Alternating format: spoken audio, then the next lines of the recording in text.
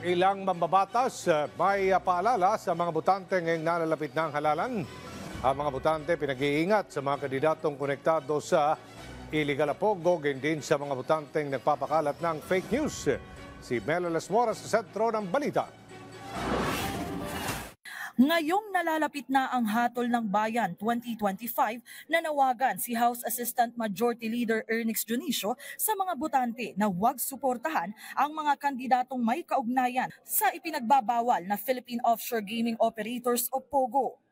Ayon kay Junicio, ang problema ngayon may mga tumatakbong may koneksyon sa POGO, kaya't dapat ay maging mapanuri ang ating mga kababayan sa mga pipiliing leader sa halalan. Si House Deputy Majority Leader Paul Ortega naman, mga kandidatong nagpapakalat ng fake news ang binatikos.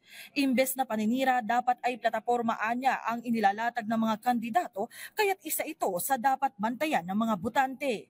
Sa ngayon, tuloy-tuloy rin ang mga pagdinig ng House Tri-Committee para malabanan na ang fake news sa bansa at makabuo ng mga batas ukol dito. Ang Presidential Communications Office una na rin nangako na lalabanan nila ang fake news. Gugustuhin po talaga natin na maban ang fake news.